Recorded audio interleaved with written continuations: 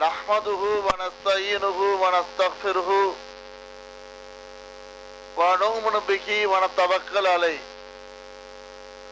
ونعوذ بالله من شرور أنفسنا ومن سيئات أعمالنا من يهده الله فلا مضل له ومن يضلل فلا هادي له ونشهد أن لا إله إلا الله وحده لا شريك له ونشهد أن محمدا عبده ورسوله أما بعد فقد قال الله تعالى في القرآن العليم والفرقان المجيد أعوذ بالله من الشيطان الرجيم بسم الله الرحمن الرحيم ولنبلونكم بشيء من الخوف والجوع ونقص من الأموال والأنفس والثمرات وبشر الصابرين الذين إذا أصابتهم مصيبة قالوا إنا لله وإنا إليه راجعون صدق الله العليم. கண்ணியத்துக்குரிய எல்லாம் அல்ல அல்லாஹ் ஜல்ல ஸலாஹுவின் நல்லடியார்களே, அல்லாஹ்வுடைய தூதர் ஸல்லல்லாஹு அலைஹி வஸல்லம் அவர்களுடைய வழிமுறையை பேணி அன்னாருடைய நடைமுறையை பேணி இந்த மலை தொழுகைக்கு ஏற்பாடு செய்யப்பட்டுள்ளது. அருமை சகோதரர்களே, அல்லாஹ் சுப்ஹானஹு தஆலா திருமறை குர்ஆன்ல ஒரு விஷயத்தை குறிப்பிட்டத உங்கள் முன்னால் நான் படிச்சு காட்டினேன். அது என்ன சொல்றான்? وَلَنَبْلُوَنَّكُمْ بِشَيْءٍ مِنَ الْخَوْفِ وَالْجُوعِ وَنَقْصٍ مِنَ الْأَمْوَالِ وَالْأَنْفُسِ وَالثَّمَرَاتِ وَبَشِّرِ الصَّابِرِينَ. உங்களை ஓரளவு பயத்தாலும் பசியாலும் பொருளாதார குறைவினாலும் உயிர்கள் இழப்பினாலும் விளைச்சல் குறைவினாலும் நாம் சோதனை செய்வோம். பொறுமையுடையவர்களுக்கு நற்செய்தி உண்டென்று நபியே நீர் கூறுவீராக. அவர்களுக்கு ஏதாவது ஒரு முசீபத்து ஏற்படுமே ஆனால் இன்னா லில்லாஹி வ இன்னா இலைஹி ராஜிஊன், நிச்சயமாக நாங்கள் அல்லாஹ்வுக்கே உரியவர்கள், அவன் பக்கம் திரும்பக்கூடியவங்களா இருக்கிறோம் என்று சொல்லுவாங்க. அருமை சகோதரர்களே, மழை நேரத்துல இந்த வசனத்தை ஒவ்வொருத்தரும் கட்டாயமா நினைவு கூறணும். ஏன்னு சொன்னா, அல்லாஹ் சுப்ஹானஹு தஆலா பசியை கொண்டு நான் சோதிப்பேன், பயத்தை கொண்டு சோதிப்பேன், பொருளாதார குறைவை கொண்டு சோதிப்பேன், உயிர் இழப்பை கொண்டு சோதிப்பேன், விளைச்சல் குறைவை கொண்டு சோதிப்பேன். உண்மையிலேயே பூமிங்களா இருக்கக்கூடியவங்க நாங்கள் அல்லாஹ்வின் பக்கம் திரும்பக்கூடியவங்கன்னு சொல்லுவாங்க, அல்லாஹ்வுக்கு உரியவங்கன்னு சொல்லுவாங்க என்ற அடிப்படையில தான் நாம இறை நம்பிக்கை உடையவர்களா இருக்கிறதுனாலதான் விளைச்சல் குறைவு இன்னொரு அம்சங்களை எதிர்நோக்கியவர்களாக இந்த இடத்துல வந்து அமர்ந்திருக்கிறோம். எனது அருமை சகோதரர்களே, நபிகள் நாயகம் ஸல்லல்லாஹு அலைஹி வஸல்லம் காலத்துல மலைக்காக 2 முறை துஆ செஞ்சிருக்கிறாங்க. நபிகள் நாயகம் ஸல்லல்லாஹு அலைஹி வஸல்லம் காலத்துல மலைக்காக 2 முறை துஆ செஞ்சிருக்கிறாங்க. ஒரு முறை மக்காவிலே நடந்தது, இன்னொரு முறை மதீனாவில் நடந்துச்சு. மக்காவில் என்ன நடந்துச்சு? மக்கமா நகரத்துல நபிகள் நாயகம் ஸல்லல்லாஹு அலைஹி வஸல்லம் அவங்க தங்களுடைய பிரச்சாரம் பண்ண போகும்போது ஒரு வருஷம் கடுமையான பஞ்சம் வருது, தண்ணீர் பஞ்சம். வரக்கூடிய நேரத்தில் யார் சொல்றா? அபூஜஹல் வந்து ரசூலுல்லாஹ் முறையிடுறான். யார் முறையிடுறது? இஸ்லாத்தினுடைய பரம வைரியாக இருக்கக்கூடிய, இஸ்லாத்தை எதிர்க்கக்கூடிய, இஸ்லாத்தை அழித்து விட வேண்டும் என்று கங்கணம் கட்டியிருந்த அபூஜஹல் ரசூலுல்லாஹ் சொல்றா, முகம்மது நம்ம சமுதாயம் இப்படி அடிபட்டு இருக்கு, நீ துஆ செய்யக்கூடாதா? யார் வந்து யாரை கேட்கிறாங்க? அபூஜஹல் சொல்லக்கூடியவ ரசூலுல்லாஹ் வந்து கேட்கிறான்னு சொன்னா என்ன அர்த்தத்துக்கு? என்ன காரணம்? மழை பொய்க்கிறத வந்து அவ்வளவு தூரம் ஒரு கடுமையாக காவிர்கள் முதற்கொண்டு கருதி இருந்திருக்கிறாங்க. மழை பொய்ச்சிருச்சுன்னு சொன்னா அது பேர் ஆபத்து, பெரிய முசீபத்தில் கொண்டு விடும், பெரிய நஷ்டத்தில் கொண்டு விடும் என்ற ஒரு செய்தியை யார் வழங்கி வந்திருக்கா? மக்காவில் உள்ள கோயிஷிகளாக இருக்கக்கூடிய காபிர்கள் முதற்கொண்டு விளங்கி இருந்ததுனாலதான் ரசூலுல்லாஹ் வந்து என்ன சொல்றாங்க, முகம்மது உன் ரப்பிட்ட கேளு, உன்னுடைய சொந்தக்காரவங்க எல்லாம் பசியால வாடுறாங்க, உன்னுடைய சொந்தக்காரவங்க எல்லாம் பஞ்சத்தில் அடிபட்டு கிடக்கிறாங்க என்ற செய்தியை நபிகள் நாயகம் ஸல்லல்லாஹு அலைஹி வஸல்லம் சொல்றாங்க. அப்போ அவங்க என்ன பண்றாங்க, அல்லாஹ்வுக்கு துஆ செய்றாங்க. அது மாதிரி மதீனா நகரத்துல ரசூல் ஸல்லல்லாஹு அலைஹி வஸல்லம் வெள்ளிக்கிழமை ஜும்மாவுடைய உரையில் நின்றுட்டு இருக்கிறாங்க. வெளியூர்ல உள்ள மக்கள் வந்து என்ன பண்றாங்க, யா ரசூலுல்லாஹ் எங்க பக்கத்துல ஏரிகள் எல்லாம் காஞ்சு போச்சு, கால்நடைகள் எல்லாம் பசியால துடிச்சுட்டு இருக்குது, விளைச்சல் எல்லாம் குறைவா போச்சு, அல்லாஹ்வுக்கு துஆ செய்யுங்க. ரசூல் ஸல்லல்லாஹு அலைஹி வஸல்லம் உடனே கையேந்திராங்க அல்லாஹ்ட்ட. அல்லாஹ் மழையை பொழிவிக்கிறான்.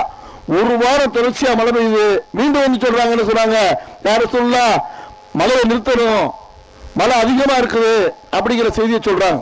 உடனே ரசூலுல்லாஹ் துஆ செய்றாங்க. எப்படி துஆ செய்றாங்க, மழையை வேற இடத்துக்கு அனுப்பி வைன்னு துஆ செய்றாங்க. மழையை நிறுத்த சொல்லி துஆ செய்யல. இது ஏன் இந்த இடத்துல கவனப்படுத்துறோம், அல்லாஹ் சுப்ஹானஹு வ தஆலா நாம மழைன்னு பேசிக் கொண்டிருந்தாலும் அந்த மழையை பத்தி அல்லாஹ் சொல்லும்போது என்ன பண்றான், ரஹமத்துங்கிற வார்த்தையை பயன்படுத்துறான். அல்லாஹ் இதை பயன்படுத்துறான், ரஹமத்துங்கிற வார்த்தையை பயன்படுத்துறாங்க. அல்லாஹ் சுப்ஹானஹு வ தஆலா குர்ஆன்ல சொல்ல போகும்போது என்ன சொல்றான், அல்லாஹு خلق كل دابة مما فمنهم من يمشي على بطنه فمنهم من يمشي على رجلين فمنهم من يمشي على أربعين. அல்லாஹ் ஒவ்வொரு உயிர் பிராணிகளையும் தண்ணீரில் இருந்து தான் உருவாக்கி இருக்கிறான்.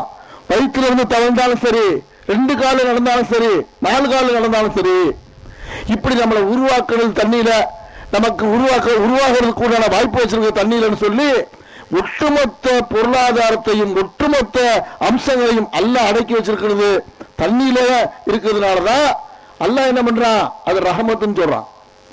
இந்த ரஹமத்து எப்ப பொய்யாகும், இந்த ரஹமத்து எப்ப இறக்கப்படாம போகும், இந்த ரஹமத்து எப்போ அல்லாஹ் வந்து இறக்காம தடுத்து வைப்பான் அப்படின்னு கேட்டோம் சொன்னா, மனித சமுதாயத்துல மனித குலத்துல பாவங்கள் மிகைக்கப்படும் போது, வட்டி மிகைக்கும் போது, அளவு நிலையில மோசடி செய்யப்படும் போது, ஓர்ண சேர்க்கைகள் நடக்கும் போது, மாளிகையும் கூட கோபுரங்களையும் கட்டி பெருமை அடிக்கும் போதுன்னு சொல்லி பல்வேறு வகையான அனாச்சாரங்களும் பெருமை அடிப்புகளும் நான் தாங்கிற அகங்காரமும் எப்ப சமுதாயத்தில் உருவாகுதோ அந்த காலகட்டத்தில் பூரா அல்லாஹ் வந்து மலையை பொய்ப்பிச்சிருக்கான், மலையை பொய்யாக்கி இருக்கிறான். எதுக்கு மலையை பொய்யாக்குறான், மக்களை தண்டிப்பதற்கு முன்னாடி, மக்களை அழிப்பதற்கு முன்னாடி, ஒரு சமுதாயத்தை உண்டு இல்லைன்னு சொல்லி அல்லாஹ் பண்ணுவதற்கு முன்னாடி, பூகம்பத்தை தருவதற்கு முன்னாடி, இடியை தருவதற்கு முன்னாடி அல்லாஹ் என்ன பண்றான், ஒரு எச்சரிக்கைக்காக, மக்கள் எல்லாம் திருந்துவதற்கு ஒரு வாய்ப்புக்காக, மக்கள் எல்லாம் தன்னுடைய காலில் வந்து உள்வணுங்கிறதுக்கு ஒரு சான்ஸ் கொடுக்கறதுக்காகத்தான் அல்லாஹ் மலையை பொய்ப்பிக்கிறானே தவிர நாம நினைக்கிறவர் என்ன இல்ல, சந்தோஷமா நினைக்கலாம், மழை இல்லை இந்த வருஷம் வியாபாரம் நல்லா இருக்கும், மழை பெஞ்சா வியாபாரம் இல்லாம போயிடும் அப்படி நினைக்கலாம். தப்பு. அது ஏன்னு சொன்னா மழை மட்டும் இல்லைன்னு சொன்னா என்ன இருக்கும், கையில பணம் இருக்குங்க, கையில காசு இருக்கும், பொருள் கிடைக்காது. 1964 தமிழகத்தில் மிகப்பெரிய பஞ்சம் வரக்கூடிய நேரத்தில் அரசியல்வாதிகள் என்ன பண்ணாங்க, எலிக்கறி சாப்பிடுங்கன்னா, ஒரு நாளைக்கு சாப்பாட்டுக்கு விடுமுறை விடுங்கன்னா, காசுல இருந்துச்சு ஆனா அரிசி கிடைக்கல, பருப்பு கிடைக்கல. காரணம் என்ன, விளைச்சல் இல்ல. அப்ப விளைச்சல் குறைஞ்சிச்சுன்னு சொன்னா முதல்ல என்ன ஆகும், நமக்கு பசி வரும். விளைச்சல் குறைஞ்சிச்சுன்னு சொன்னா பசி வந்ததுக்கு அடுத்து என்ன வரும், எல்லா பூமியும் பாலம் பாலமா பொழந்து போகும். எல்லா பூமியும் பாலம் பாலமா பொழந்து போன என்ன ஆகும், பூமியில உள்ள நீர்ச்சத்துல உறிஞ்ச போடும். உச்சகட்டமா என்ன வந்துடும், பூகம்பம் வந்துடும். இந்த நிலைமை ஏற்படக்கூடாதுன்னு சொன்னா நம்ம என்ன பண்ணணும், அல்லாஹ் கிட்ட பாவ மன்னிப்பு தரணும்.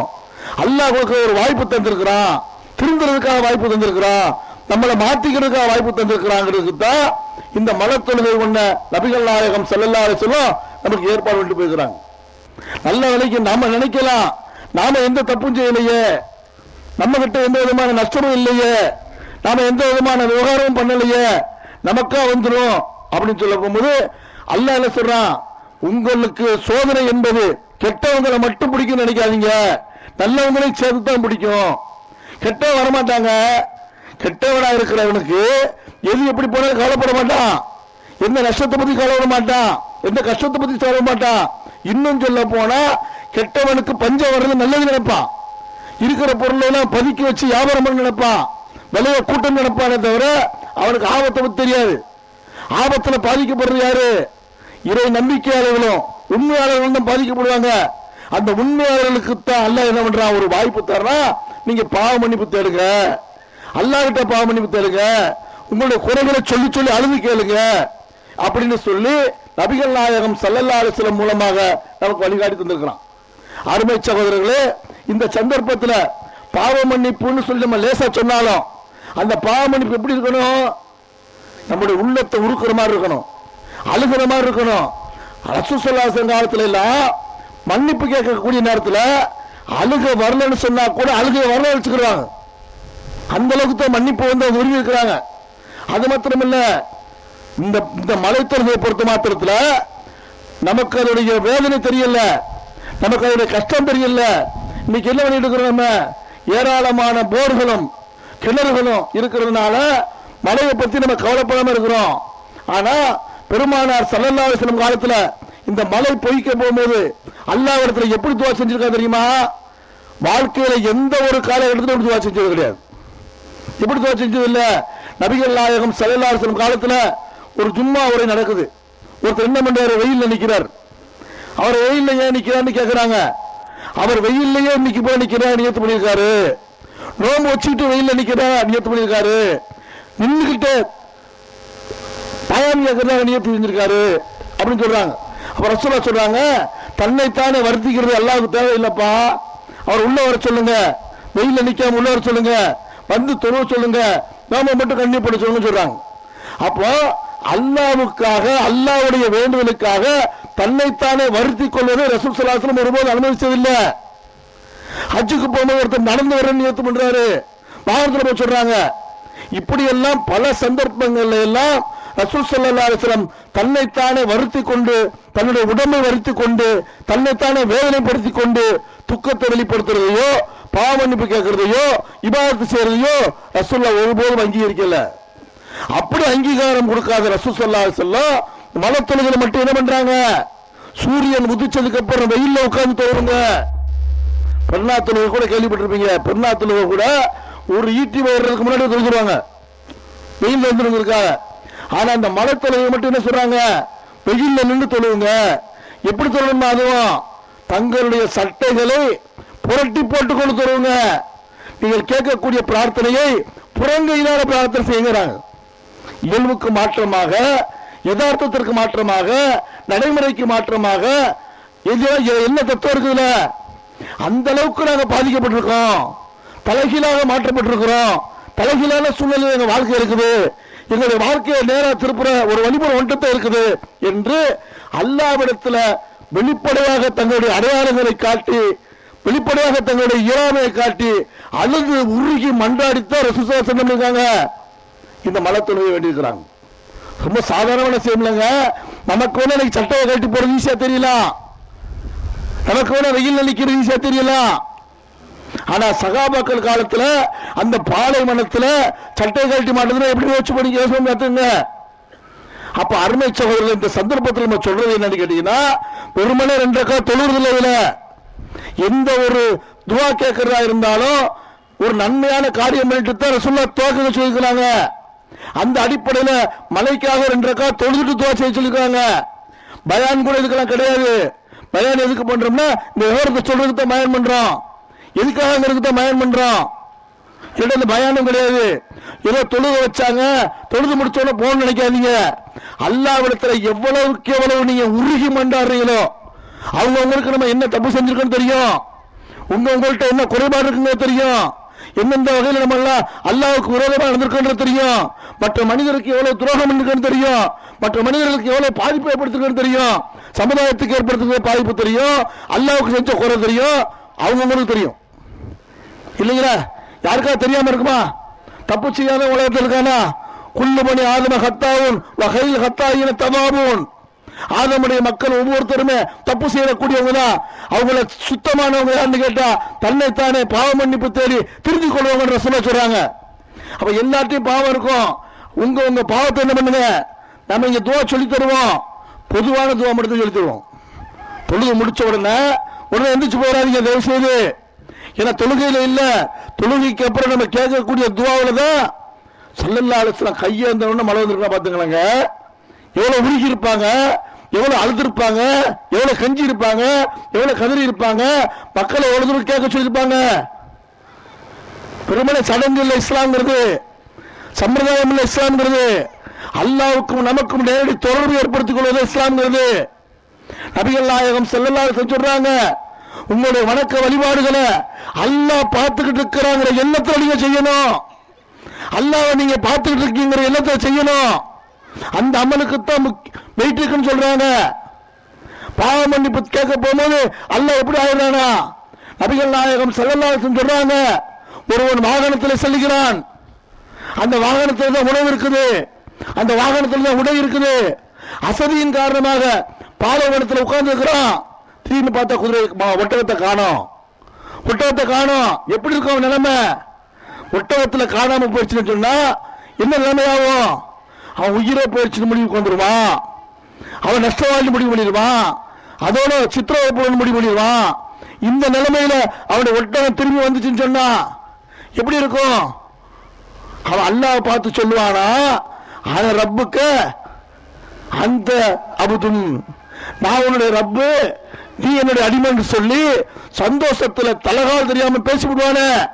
இது மாதிரியான ஒரு நிலைமையை தன்னுடைய அடியான் பாவ மன்னிப்பு கேட்க போகும்போது, தன்னுடைய அடியான் அல்லாட்ட மண்டாடும் போது, தன்னுடைய அடியான் அல்லாட்ட கெஞ்சக்கூடிய நேரத்தில் அல்லாஹ் தலைகீழான சந்தோஷம் அடைகிறான் சொல்றாங்கன்னா அந்த பாவ மன்னிப்பு எப்படி இருக்கணும்? நல்லா யோசிச்சு பாருங்க. பாவ மன்னிப்பு கேட்கறது என்பது சாதாரண செயல் இல்ல. எந்த அளவுக்கு அல்லாஹ் சொல்றான், நீங்க மட்டும் பாவம் செய்யாத கூட்டம் ஆயிட்டீங்கன்னு சொன்னா உங்களை அவன் அழிச்சிருவான், இன்னொரு கூட்டத்தை உருவாக்குவான், அவங்களை தப்பு செய்ய வைப்பான், அவங்களை பாவ மன்னிப்பு கேட்க வைப்பான். அப்ப பாவ மன்னிப்பு என்பது அல்லாஹ்வுக்கு ரொம்ப பிடிக்கும். பாவ மன்னிப்பு கேட்கறது அல்லாஹ்வுக்கு விருப்பமான காரியம். அல்லாஹ்விட்ட கெஞ்சி கதறணும். வேற யாருங்க கொடுக்க முடியும்? சொல்லுங்க பார்க்கலாம், யாரு கொடுக்க முடியும்? 1974 மிகப்பெரிய பஞ்சவரம் போகும்போது மேகம்லாம் வந்துச்சு. உடனே என்ன பண்ணாங்க? செயற்கை மழைன்னு ஒன்று ஏற்பாடு பண்ணாங்க. செயற்கை மழை என்ன? மேகத்தில் போய் பொடியை தூவுறது. மேகத்தில் போய் ஹெலிகாப்டர்ல போய் மேகத்தில் பொடியை தூவுறதுக்கு அரசாங்கம் ஏற்பாடு பண்ணுச்சு. மேகம் வந்தது உண்மை, பொடியை தூவுனது உண்மை. ஆனா பேஞ்சது எங்கே இல்ல? தமிழ்நாட்டில் பேல வேற இடத்துல போய் பேஞ்சு. தமிழ்நாட்டில் பேலங்க வேற இடத்துல போய் பேஞ்சு. வரலாறு போட்டி பாருங்க நீங்க. அதனால மேகம் வந்துட்டா கூட மழை வந்து நிச்சயம் கிடையாது. மேகம் வந்துச்சுன்னா அல்லாஹ் ஒரு காற்று அனுப்பிச்சான்னு சொன்னா முடிஞ்சு வச்சு கதை. அதனால நம்ம பகுதிக்கு மழை வேணும், நம்ம ஏரியாவுக்கு மழை வேணும். நம்ம மக்கள் அல்லாஹ் தன்னுடைய ரஹ்மத்தை வெளிப்படுத்துறதுல, அல்லாஹ்வுடைய அன்புல, அல்லாஹ்வுடைய ஆதரவுல, முஸ்லீம் அல்லாதவங்கிற வேற்றுமை இல்லாம, நல்லவங்க கெட்டவங்கிற வேற்றுமை இல்லாம எல்லாருக்கும் கொடுக்கிற ஒரே ரஹ்மத் எது? மழை தான்.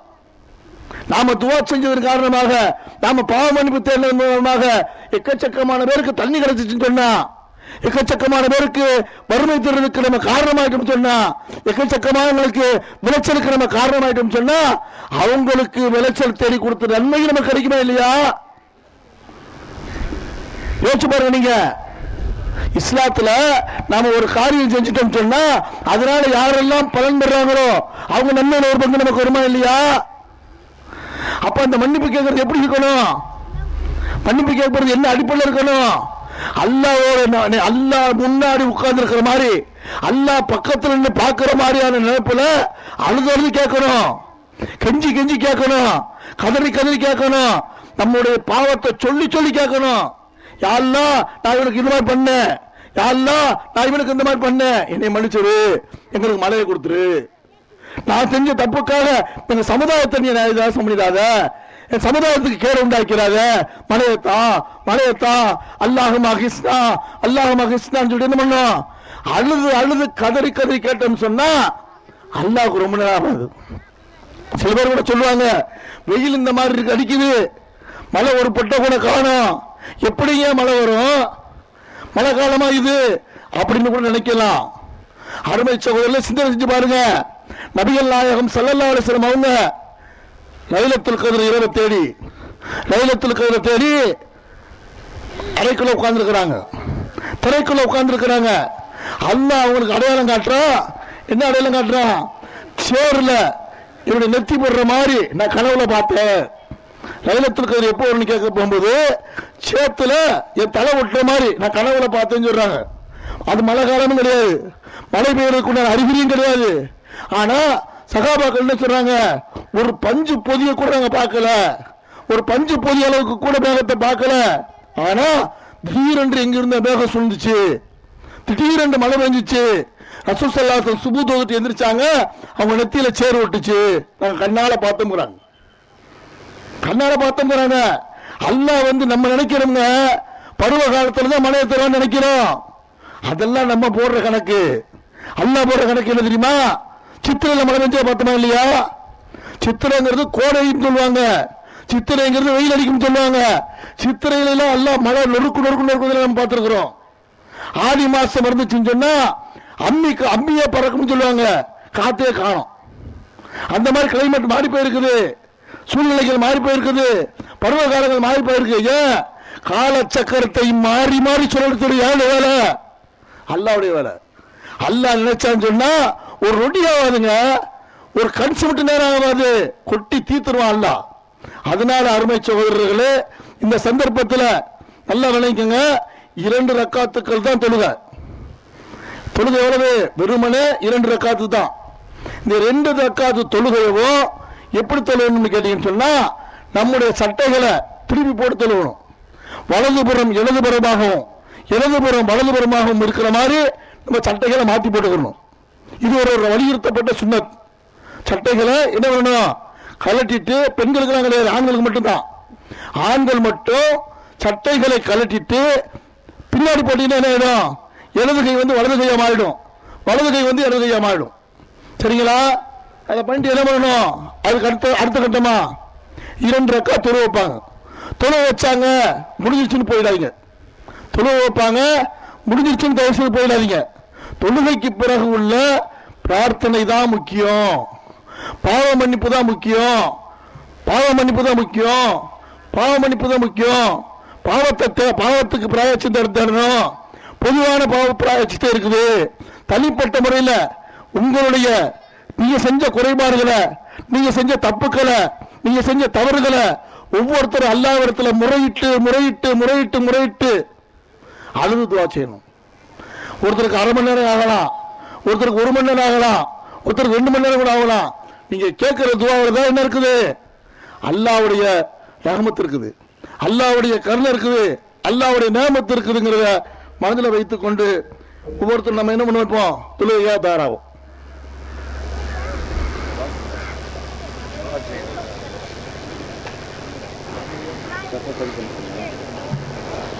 அருமை சகோதரர்களே, உங்களுடைய வரிசைகளை நேராகவும் நெருக்கமாகவும் ஆக்கிக் கொள்ளுங்கள். குதிகால்களை பார்த்து சரி செய்து கொள்ளுங்கள்.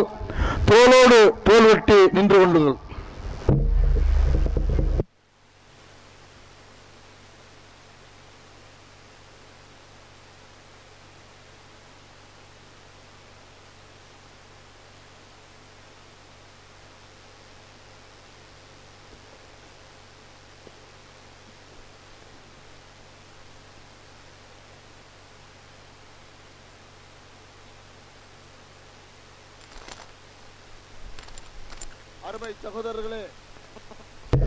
அருமை சகோதரர்களே, சகோதரிகளே, நபிகள் நாயகம் ஸல்லல்லாஹு அலைஹி வஸல்லம் அவங்க 3 காரியத்தை கடுமையான முறையில்